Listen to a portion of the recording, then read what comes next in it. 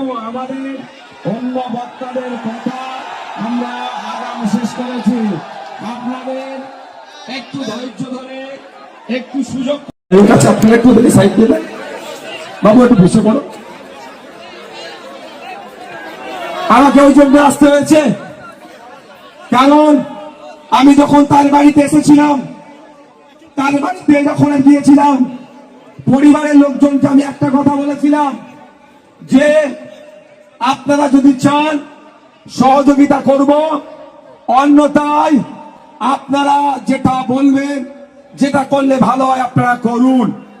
তখন পরিবারের লোকজন বলেছিল যে লোকাল এক জনপ্রতিনিধির নাম, তিনি তাদেরকে সমস্ত রকম সহযোগিতা করবে। আমি তখন তাকে না বলিনি। আমি বলেছিলাম যদি আপনার স্বামী, আপনার ছেলে, আপনার ভাইয়ের যদি খুনিরা বিচার পায় তার সহযোগিতাতে, তাহলে আমি নওশাদ সিদ্দিকী আমিও খুশি হব যে অন্তত খুনিগুলো বিচার পেল। কিন্তু দুর্ভাগ্য, তার পরিবর্তে যে ছেলেটিকে খুন করা হলো, তার পরিবারের সাথে যখন যোগাযোগ করছি, তারা বলছে, তারা জানাচ্ছে আমাদের নেতাদের মাধ্যমে যে যার উপরই ভরসা করেছিলাম সেই গোপনে তাদেরকে জামিনের ব্যবস্থা করে দিচ্ছে। এটা আমাদেরকে ভাবতে হবে, তাহলে কাদের ভরসায় আমরা আছি আমাদেরকে ভাবতে হবে। বাবার সময় এসেছে, আমাদেরকে এগিয়ে আসতে হবে, আমাদেরকে তৈরি হতে হবে। গণতান্ত্রিক প্রক্রিয়াতে যে হিংসা বিদ্বেষ চলছে সেইগুলোকে বন্ধ করতে হবে। যত রকম অন্যায় অনাচার চলছে সবের বিরুদ্ধে আমাদেরকে লড়াই করতে হবে। কারণ ভুটিয়ারি শরীফের মাটি পবিত্র মাটি, এই মাটিতে কোনো অন্যায়, কোনো অনাচারকে আমরা প্রশ্রয় দেব না। যে ধরনেরই অন্যায় অনাচার হোক না কেন, সবের বিরুদ্ধে আমাদেরকে ঐক্যবদ্ধ লড়াই করতে হবে, ঐক্যবদ্ধ থাকতে হবে। অন্যথায় কেউ অন্যায় করছে, যদি সেটা আমরা চুপচাপ সহ্য করে নিই, তাহলে আমাদের পরের প্রজন্ম এটা কিন্তু সাফার করবে। তাই আজকে আমাদের এই জায়গা থেকে শপথ নিয়ে যেতে হবে, যেই ভাইটিকে শহীদ করলো, যেই ভাইটিকে খুন করলো, তার খুনিরা যতক্ষণ না পর্যন্ত সর্বোচ্চ শাস্তি পাচ্ছে, আমরা শান্তির ঘুম আমরা ঘুমাবো না। ওই খুনিদের বিরুদ্ধে আমাদের লড়াই, আমাদের সংগ্রাম জারি থাকবে। সহমত নাকি ভাই? আমি আমার ফিরে যাচ্ছি। দর্শক, এ কি দেখালো নওশাদ? এ তো সওগাতের এলাকায় হাজারো দর্শক, সওগাত তো এবার মাথায় হাত পড়ে যাবে। প্রিয় দর্শক, আমি আরমান, আর আপনারা দেখছেন নিউয়ার আরমান ইউটিউব চ্যানেল। আর আজকের যে বিষয়ে কথা বলতে চলেছি, ক্যানিং পশ্চিমে ভুটিয়ারি শরীফ গতকালকে নওশাদ সিদ্দিকী একটা প্রোগ্রাম করে, কিন্তু সেখানে দেখা গেল লাখো লাখো লোক, জনতা। দর্শক, এই যা লোক দেখছেন, মমতার তো মাথায় হাত পড়ে যাবে। কারণ এই একটা এমএলএর জন্য পুরো তৃণমূল দলটা নওশাদ সিদ্দিকীর পিছনে লেগে পড়েছে।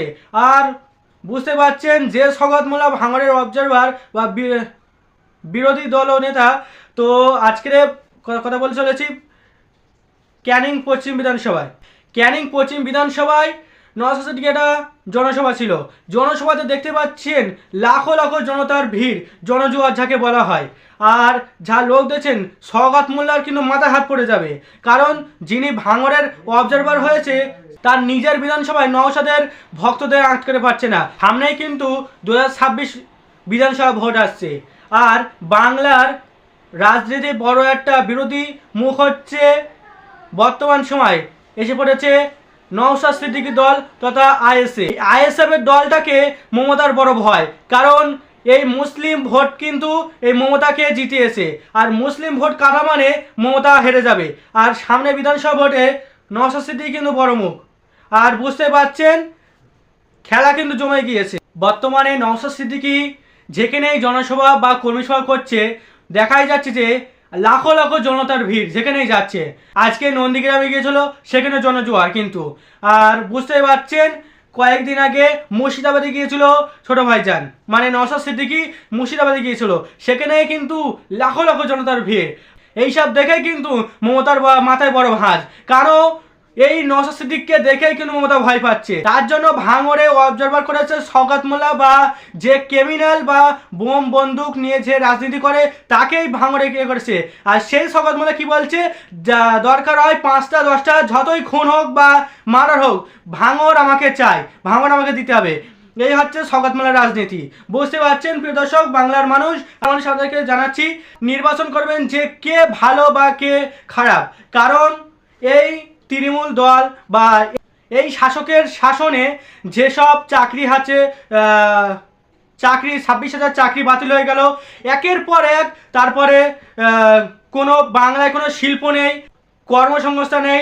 আজকে চাষি কৃষক ভাইদের কি হচ্ছে আপনারা কি জানেন? যেখানে একটা কবির পিছনে খরচা 5 থেকে 6 টাকা 7 টাকা খরচা, সেখানে 8 টাকা থেকে 5 টাকা কই বিক্রি হচ্ছে। সেখানে বুঝতে পারছে বাংলার মানুষ আজকে চাষিদের বা কৃষকদের কোনো সাহায্য হচ্ছে না।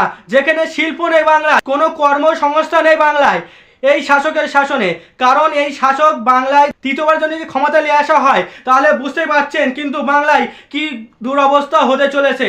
তাই বাংলার মানুষকে আপনাদেরকে বলতে চাই যে এই বিজেপি যেমন বাংলাকে বা উত্তরপ্রদেশে বিভিন্ন জায়গায় ক্ষতি করছে, তেমনই বাংলায় তৃণমূল কংগ্রেস ক্ষতি করছে।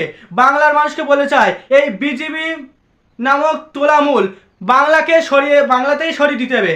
যেখানে নওশাদ সিদ্দিকী সরানোর রাজনীতি করছে, যেখানে নওশাদ সিদ্দিকী মানুষের হয়ে কথা বলছে, যেখানে মানুষের হয়ে কথা বলছে, যেখানে নওশাদ সিদ্দিকী ওয়াকাবের হয়ে কথা বলছে, যেখানে মানুষের নওশাদ সিদ্দিকী হিন্দুদের হয়ে কথা বলছে, যেখানে নওশাদ সিদ্দিকী বৌদ্ধদের কথা বলছে, যেখানে নওশাদ সিদ্দিকী আদিবাসীদের হয়ে কথা বলছে, বাংলার প্রতিটি মানুষদের মুখ পানে চেয়ে নওশাদ সিদ্দিকী কথা বলছে।